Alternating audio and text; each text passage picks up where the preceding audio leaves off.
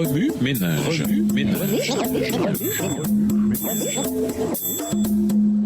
Bienvenue dans votre émission Remue ménage. Nous voilà à la leçon 9 allant du 21 au 27 novembre, le joug de Jérémie. Puis il dit à tous, si quelqu'un veut venir avec moi, qu'il cesse de penser à lui-même, qu'il porte sa croix chaque jour et me suive. Luc 9, le verset 23. Même quand notre croix nous paraît lourde et pénible, nous devons rester fidèles et nous souvenir que Dieu achèvera son œuvre en nous. Un messager vraiment étrange. Lisons Jérémie 20, les versets 7 à 13. Jérémie 20, les versets 7 à 13. Tu m'as persuadé, Éternel, et je me suis laissé persuader. Tu m'as saisi, tu m'as vaincu, et je suis chaque jour un objet de raillerie. Tout le monde se moque de moi. Car toutes les fois que je parle, il faut que je crie à la violence et à l'oppression. Et la parole de l'Éternel est pour moi un sujet d'opprobre et de risée chaque jour. Si je dis, je ne ferai plus mention de lui, je ne parlerai plus en son nom. Il y a dans mon cœur comme un feu dévorant qui est renfermé dans mes os. Je m'efforce de le contenir et je ne le puis. Car j'apprends les mauvais propos de plusieurs, l'épouvante qui règne alentour. Accusez-le et nous l'accuserons. Tous ceux qui étaient en paix avec moi observent si je chancelle. Peut-être se laissera-t-il surprendre et nous serons maîtres de lui. Nous tirerons vengeance de lui. Mais l'Éternel est avec moi comme un héros puissant. C'est pourquoi mes persécuteurs chancellent et n'auront pas le dessus. Ils seront remplis de confusion pour n'avoir pas réussi. Ce sera une honte éternelle qui ne s'oubliera pas. L'Éternel des armées éprouve le juste. Il pénètre les reins et les cœurs. Je verrai ta vengeance s'exercer contre eux, car c'est à toi que je confie ma cause. Chantez à l'Éternel, louez l'Éternel, car il délivre l'âme du malheureux de la main des méchants. Plus je passe du temps avec lui, plus je suis convaincue qu'il est vraiment un prophète de Dieu. Il prêche et prophétise avec un courage et une audace qui m'édifient profondément. Même s'il vient juste de passer la nuit derrière les barreaux, à la porte de Benjamin, il a encore le courage de se tenir devant Pachour, le fils du prêtre et chef du temple. Il ouvre la bouche et prononce la sentence finale sur Pachour et sa maison, leur captivité et leur mort à Babylone. Ces paroles, à peine prononcées, Jérémie tombe soudain sur ses genoux et s'écrie « Seigneur, tu m'as si bien séduit que je me suis laissé prendre. Tu m'as forcé la main, tu as été le plus fort. Tous les jours, on rit de moi. Tous me tournent en ridicule. Chaque fois que je dois parler, il me faut ensuite appeler au secours, crier à la violence et à l'oppression. Recevoir de toi une parole me vaut chaque jour moquerie et insulte. » Jérémie 20, les versets 7 et 8. Ce n'est pas là le Jérémie que je connais. Tandis que je l'écoute, je sympathise avec lui de tout cœur, de toute ma pensée. Je marche à ses côtés depuis si longtemps. Ayant été moi aussi l'objet de moqueries, je sais ce qu'il ressent. Moi, son scribe, j'ai passé la plupart de mon temps à coucher ses prophéties sur le papier. Veut-il que j'écrive également cette prière sur ses rouleaux? Sa douleur est si grande qu'il décide de ne plus mentionner Dieu, de ne plus parler de lui à personne. Tout à coup, il s'arrête, lève les yeux au ciel et déclare « Mais Seigneur, tu es fort et tu combats pour moi. Ce sont mes persécuteurs qui trébucheront. Ils n'auront pas le dernier mot. » Jérémie 20, le verset 11. Et vous, pourquoi Dieu vous a-t-il choisi? Pourquoi devez-vous prêcher tel ou tel sujet à l'Église?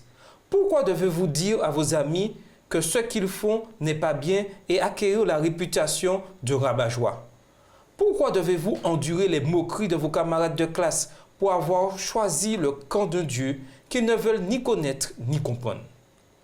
C'est exactement ce que Jérémie a éprouvé alors qu'il élevait une prière que Baruch, son secrétaire, a transcrite. Il a subi le stress intense d'être cette personne différente des autres, considérée comme étrange et rejetée de tous. Si, comme Jérémie, vous êtes rejeté par vos contemporains, n'oubliez jamais que Dieu vous a choisi pour accomplir une tâche spécifique et que, tel un puissant guerrier, il se tient à vos côtés. Cette semaine, alors que vous plongerez dans cet épisode palpitant de l'histoire de Jérémie, puissiez-vous, comme lui, continuer à répandre l'Évangile avec audace. Au revoir. Et à demain si Dieu veut. Remue ménage.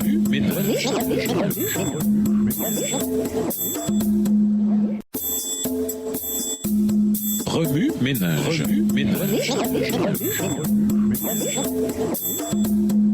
Bienvenue à votre émission. Remue ménage. Nous voilà au dimanche 22 novembre. Jérémie à contre-courant du monde. Dieu veut que nous soyons différents. Lisons Romains 12, verset 2. Romains 12, le verset 2. Ne vous conformez pas au siècle présent, mais soyez transformés par le renouvellement de l'intelligence, afin que vous discerniez quelle est la volonté de Dieu, ce qui est bon, agréable et parfait. Dieu désire que nous marchions à contre-courant du monde. Il a demandé à Jérémie de rester célibataire et de ne participer ni aux lamentations, ni aux célébrations des Israélites. Jérémie 16, versets 5 et 8. Dieu ne veut pas que nous nous conformions au monde. Romains 12, verset 2. Car le bonheur qu'il offre est vain et éphémère. En revanche, celui que le Créateur nous réserve est réel, significatif et éternel. Dieu a dit à Jérémie de ne pas se laisser contaminer par le mauvais comportement de ses semblables. En colère contre Israël, il a ordonné à son prophète d'annoncer à son peuple la justice et la guerre qui se profilaient à l'horizon. Jérémie devait annoncer la vérité divine plutôt que ce que les gens voulaient entendre. Dieu désire aussi que nous partagions sa vérité avec le monde. La vérité transformée en fable. Lisons 2 Timothée 4, les versets 3 et 4. 2 Timothée 4, les versets 3 et 4. « Car il viendra un temps où les hommes ne supporteront pas la saine doctrine, mais ayant la démangeaison d'entendre des choses agréables, ils se donneront une foule de docteurs selon leurs propres désirs, détourneront l'oreille de la vérité et se tourneront vers les fables. » Un faux prophète s'est mis à contredire les prophéties de Jérémie. Jérémie 28 et versets 10 et 11. C'est exactement de cette manière que Satan travaille. Dans le désert, il a tenté Jésus en tordant les Écritures et en les interprétant selon son propre ordre du jour. Il en est de même aujourd'hui. Les gens préfèrent le mensonge à la vérité, surtout quand elle est porteuse d'une mauvaise nouvelle ou risque de les blesser.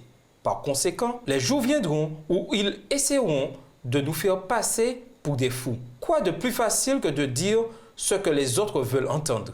Jésus, cependant, exige que nous suivions une autre approche et promet de nous entourer et de nous guider avec ses anges. Jésus comprenait plus que quiconque combien il est difficile de travailler seul, d'être persécuté et rejeté. Aussi, chaque fois que vous vous sentirez seul, souvenez-vous que Dieu se tient à vos côtés pour vous soutenir. Quel que soit votre travail, faites-le de tout votre cœur, comme pour le Seigneur et non pour les hommes. Rappelez-vous que le Seigneur vous récompensera. Vous recevrez les biens qu'il réserve aux siens. Car le véritable maître que vous servez, c'est le Christ. Colossiens 3, les versets 23 et 24. Oui, votre obéissance sera récompensée de merveilleuse façon. Les faux prophètes ont toujours existé et continueront d'exister jusqu'au retour de Jésus. Seule une communion avec Dieu par la prière et l'étude de sa parole nous gardera de tomber dans les pièges de Satan. De bonnes nouvelles circulent partout dans le monde. Assurément, nous arrivons au terme de l'histoire de la terre, car le temps viendra où les hommes ne voudront plus écouter le véritable enseignement, mais ils suivront leurs propres désirs et s'entoureront d'une foule de maîtres qui leur diront ce qu'ils aiment entendre. De Timothée 4, les versets 3 et 4. Heureusement, la vraie bonne nouvelle, c'est que Jésus reviendra pour nous emmener au ciel et nous vivrons avec lui pendant l'éternité. Vivre par l'exemple. Lisons Colossiens 1, les versets 9 et 10. Colossiens 1, les versets 9 et 10. C'est pour cela que nous aussi, depuis le jour où nous en avons été informés, nous ne cessons de prier Dieu pour vous et de demander que vous soyez remplis de la connaissance de sa volonté en toute sagesse et intelligence spirituelle, pour marcher d'une manière digne du Seigneur et lui être entièrement agréable, portant des fruits en toutes sortes de bonnes œuvres et croissant par la connaissance de Dieu. Dieu a demandé à Jérémie de faire maintes choses étranges. L'une d'entre elles a consisté à se fabriquer un joug et de le mettre sur ses épaules. Imaginez Jérémie portant un joug, tandis qu'il transmettait le message de Dieu. Le plus impressionnant est qu'il l'a fait à cause des péchés des enfants d'Israël et non parce qu'il le méritait. Voir Jérémie porter un joug destiné à être porté par une bête de somme a dû impressionner profondément tous ceux qui le voyaient et l'entendaient. Jérémie mettait ce qu'il prêchait en pratique. Il voulait que le peuple se rende compte qu'au lieu d'agir de son propre chef, il soumettait sa volonté à Dieu. Le Christ désire que nous enseignions aux autres ce qui est le mieux pour eux et que nous mettions en pratique notre enseignement. En quoi l'esclavage est-il meilleur? Lisons Romains 5, les versets 8 à 10. Romains 5, les versets 8 à 10. Mais Dieu prouve son amour envers nous, en ce que, lorsque nous étions encore des pécheurs, Christ est mort pour nous. À plus forte raison, donc maintenant que nous sommes justifiés par son sang, serons-nous sauvés par lui de la colère. Car si, lorsque nous étions ennemis, nous avons été réconciliés avec Dieu par la mort de son Fils, à plus forte raison, étant réconciliés, serons-nous sauvés par sa vie. Le message le plus important que Jérémie devait transmettre aux Israélites annonçait qu'ils seraient assujettis à Nabuchodonosor, roi de Babylone. Vous le savez bien, si vous vous mettez au service de quelqu'un pour lui obéir, vous devenez les esclaves du maître auquel vous obéissez. Il s'agit soit du péché qui conduit à la mort, soit de l'obéissance à Dieu qui conduit à une vie juste. Romains 6, le verset 16. Par contre, l'amour étonnant de Dieu triomphe de la haine que génère le péché. Nous étions les ennemis de Dieu, mais il nous a réconciliés avec lui par la mort de son Fils. À plus forte raison, maintenant que nous sommes réconciliés avec lui, serons-nous sauvés par la vie de son Fils. Romains 5, verset 10. Les conséquences de nos actes répréhensibles, toutefois, demeurent. Une promesse extraordinaire. Lisons Psaume 71, verset 3. Psaume 71, verset 3. « Sois pour moi un rocher qui me serve d'asile, où je puisse toujours me retirer. Tu as résolu de me sauver, car tu es mon rocher et ma forteresse. » Jésus nous demande de prendre son joug sur nous et nous promet que son fardeau sera doux et léger. Matthieu 11, versets 29 et 30. Prendre sur nous son joug signifie apprendre de lui, l'imiter et le laisser nous aider tout au long de notre parcours spirituel. Mais il s'agit d'un long parcours. Au lieu de songer à nous retirer, décidons plutôt d'être obéissants. Faisons confiance à Dieu et mettons-nous en quête de sa vérité. Ne nous laissons duper par personne. Jérémie a souffert pour le peuple d'Israël. Dieu souffre pour chaque pécheur. Mais la plus grande souffrance est celle de celui qui ne suit pas Dieu. Le Seigneur lance une magnifique invitation à quiconque le reçoit. Venez à moi, vous tous qui êtes fatigués, de porter un lourd fardeau, et je vous donnerai le repos. Matthieu 11, verset 28. Remue-ménage. Pourquoi avons-nous pour la plupart peur d'être différents? Comment vaincre une telle peur? Si vous pouviez vous entretenir avec Jérémie, que lui diriez-vous? Que lui demanderiez-vous? Donnez des exemples des fausses vérités qui circulent aujourd'hui. Comment ces faussetés affectent-elles le peuple de Dieu? Au revoir. Et à demain si Dieu veut. Remue-ménage. Remue-ménage.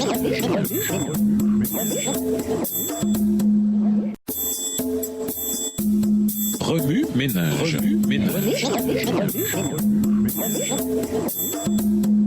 Bienvenue dans votre émission. Remue-ménage. Nous voilà au lundi 23 novembre. La paix pour celui qui s'abandonne à Dieu. Lisons Jean 14, le verset 27. Jean 14, verset 27. Je vous laisse la paix, je vous donne ma paix. Je ne vous donne pas comme le monde donne, que votre cœur ne se trouble point et ne s'alarme point. Jérémie avait toujours adopté une attitude raisonnable en conseillant la soumission aux Babyloniens, non seulement à Juda, mais aussi à plusieurs nations voisines. Dans les premières années du règne de Sédécias, des ambassadeurs des rois d'Édom, de Moab, de Tyr et d'autres royaumes vinrent trouver le roi de Juda pour lui demander s'il jugeait le moment propice de participer ensemble à une révolte contre le roi de Babylone. Mais alors que ces ambassadeurs attendaient la réponse de Sédécias, la parole de Dieu vint à Jérémie. « Fais-toi des liens et des jougs, et mets-les sur ton cou. Envoie-les au roi d'Édom, au roi de Moab, au roi des enfants d'Ammon, au roi de Tyr et au roi de Sidon, par les envoyés qui sont venus à Jérusalem auprès de Sédécias, roi de Juda. » Jérémie 27, les versets 2 et 3. Jérémie avait reçu l'ordre de faire connaître aux ambassadeurs que Dieu les avait tous livrés entre les mains de Nebuchadnezzar, roi de Babylone, et qu'ils lui seraient soumis, à lui, à son fils et au fils de son fils, jusqu'à ce que le temps de son pays arrive. Jérémie 27, le verset 7. La capitulation est souvent associée à la défaite. Il n'est donc pas surprenant que l'étonnement des nations réunies en assemblée fut à son comble lorsque Jérémie, chargé du joug de la servitude, leur fit connaître la volonté divine. Cependant, la seule façon de gagner était de servir Nabuchodonosor. De même, si nous nous abandonnons à Dieu, nous finirons par jouir d'une paix au-delà de toute mesure.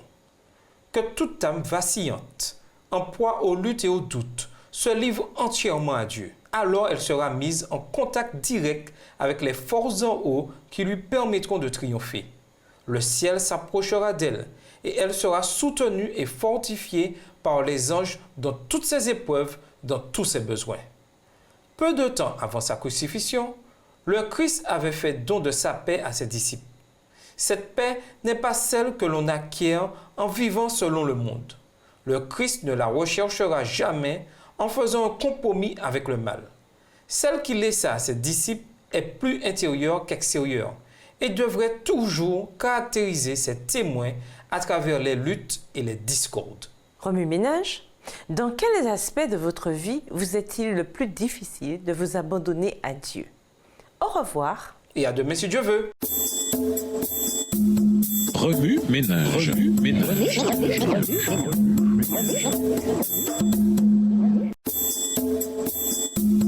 Remue-ménage. Remue-ménage.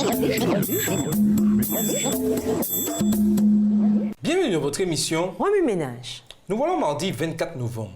Jérémie mis au jour pour Jésus. Lisons Jérémie 9, le verset 1. Jérémie 9, le verset 1. « Oh, si ma tête était remplie d'eau, si mes yeux étaient une source de larmes, je pleurerais jour et nuit les morts de la fille de mon peuple. » Jérémie, le prophète qui pleurait. Ce surnom était attribuable aux larmes que le prophète versait à cause des crimes d'Israël. En outre, il indique le type de vie qu'il menait, une vie troublante et remplie d'agitation. À cause de leur comportement inique, les Israélites ont perdu la faveur divine. Par conséquent, Dieu a ordonné à Jérémie de leur annoncer la destruction imminente de leur nation ainsi que leur exil. Hélas, ils n'ont pas écouté le serviteur de Dieu. Leur corruption était telle qu'ils ne le craignaient plus.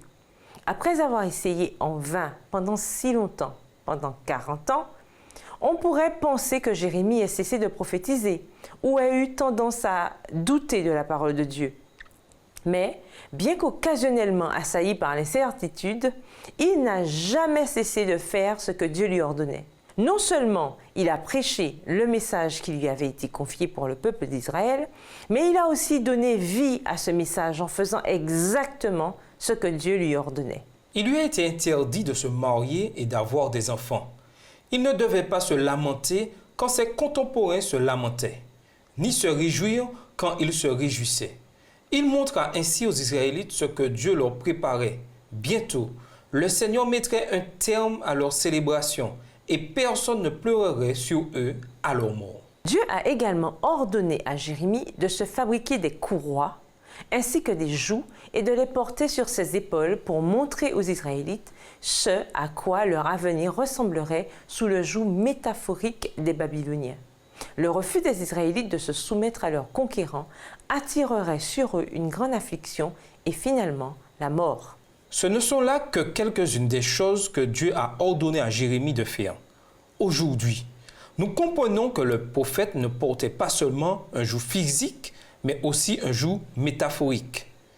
Il avait toutes les raisons de se sentir chargé, découragé et de ne plus vouloir être le porte-parole de Dieu. Cependant, il a poursuivi sa mission et est resté fidèle au Seigneur jusqu'à la fin. Quel grand exemple! Efforçons-nous dès maintenant de vivre comme Jérémie. Remue-ménage, pourquoi Dieu nous donne-t-il parfois des jougs à porter? Quelle est la meilleure chose à faire lorsque nos jougs deviennent trop longs? Au revoir. Et à demain si Dieu veut.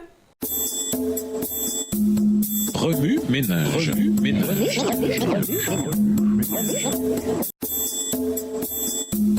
Remue-ménage. Remue-ménage. Bienvenue dans votre émission. Remue-ménage. Nous voilà au mercredi 25 novembre. Choisi pour la mission.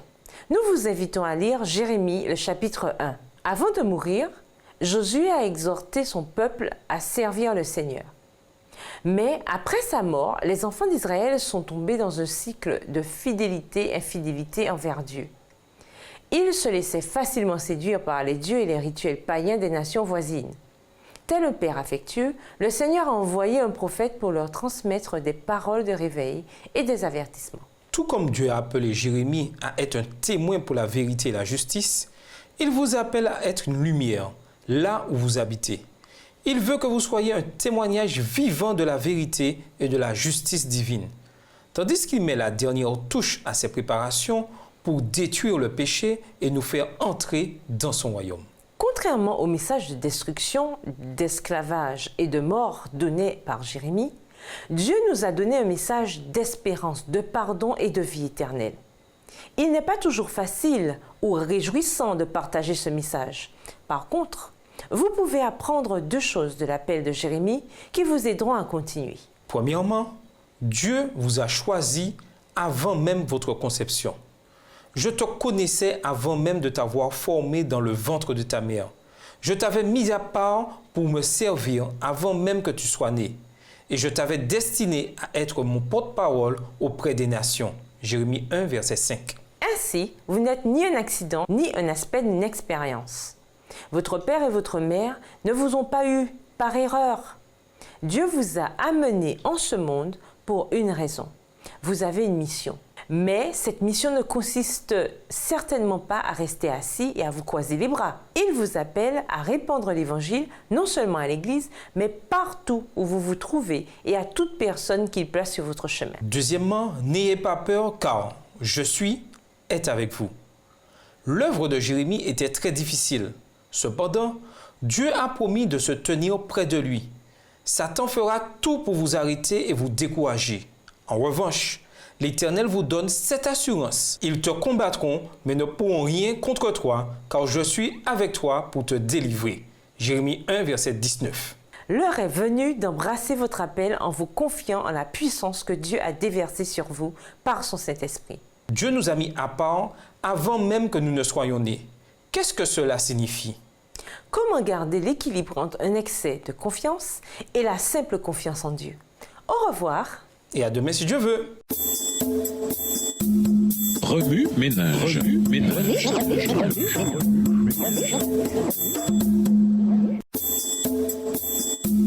Remue ménage. Remue ménage.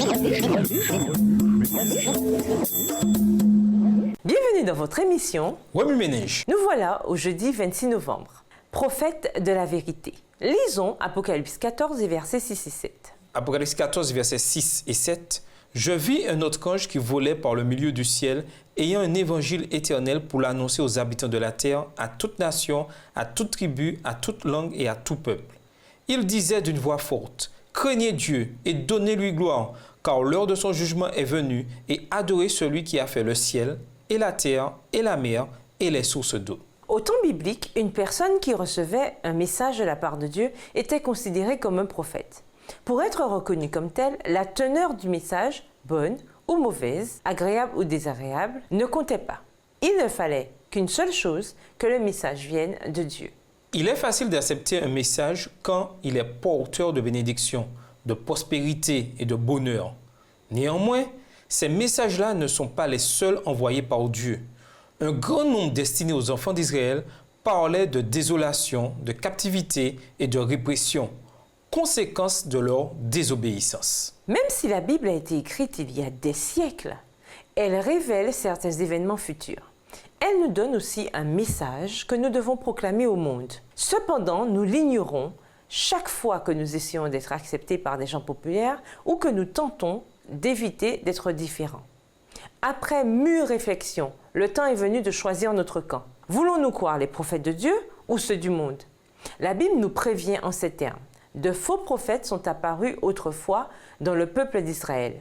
De même, de faux enseignants apparaîtront parmi vous. Ils introduiront des doctrines fausses et désastreuses et rejetteront le Maître qui les a sauvés. Ils attireront ainsi sur eux une ruine subite. De Pierre 2, le verset 1. Au temps de Jérémie, il y avait de faux prophètes. Il en est de même aujourd'hui. Des hommes et des femmes s'unissent pour empêcher de nombreuses âmes de faire l'expérience du salut. Actuellement, comme au jour de Jérémie, les gens sont tout disposés à croire en n'importe quelle doctrine, sans analyser le bien ou le mal qui se cache derrière. Il est de notre devoir de connaître et de comprendre le message du troisième ange. Soumettez-vous à Dieu et rendez-lui gloire, car le moment est arrivé où il va juger l'humanité. Adorez celui qui a créé le ciel, la terre, la mer et les sources d'eau. Apocalypse 14, verset 7. En beaucoup d'endroits, nous serons rejetés, nous aussi. On pourra toujours se moquer de nous, mais nous choisirons d'appartenir à un peuple qui enseigne la vérité, tout comme l'a fait Jérémie à son époque. Remue-ménage, à votre avis, combien existe-t-il de croyances contre la souveraineté de Dieu aujourd'hui? Quel est leur impact? Quel est le meilleur outil contre l'humiliation et le découragement alors que nous apportons l'évangile de Jésus-Christ à nos semblables? Pourquoi cet outil est-il le meilleur? Reconnaissez-vous l'importance du message du troisième ange pour votre vie? Apocalypse 14, versets 9 à 12. À quel danger nous exposons-nous si nous oublions ce message? Au revoir. Et à demain si Dieu veut. Remue-ménage. Remue-ménage.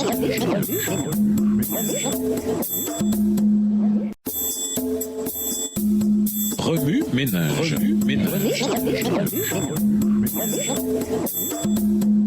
Bienvenue dans votre émission. Remue-ménage. Nous voilà au vendredi 27 novembre. Accomplir l'ordre divin. Lisons Jérémie 26, le verset 13. Jérémie 26, le verset 13. Maintenant, réformez vos voies et vos œuvres, écoutez la voix de l'Éternel, votre Dieu, et l'Éternel se repentira du mal qu'il a prononcé contre vous. Pour conclure, Jérémie fut appelé à accomplir le message que Dieu voulait qu'il transmette.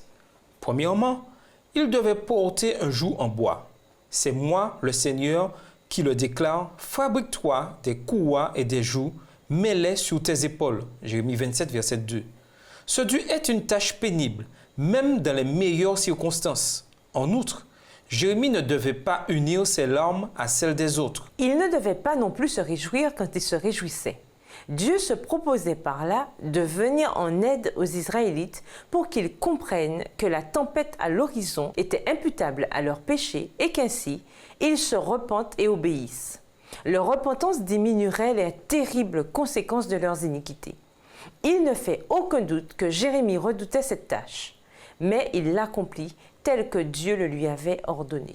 Qu'offre aux idées, réfléchissez à une occasion où Dieu vous a dit d'aller dans la direction opposée à celle de vos amis. Comment vous a-t-il comblé de sa paix à ce moment-là? Découvrez la tâche difficile que Dieu a confiée à Esther, chapitre 3 à 9. Comment son expérience peut-elle vous encourager quand vous faites face à une mission intimidante? Écoutez ou chantez l'hymne « C'est à l'ombre de tes ailes », le numéro 515 du hymne et louange. Demandez à un aîné de votre famille de vous raconter un moment où il a fait une chose difficile que Dieu lui avait confiée.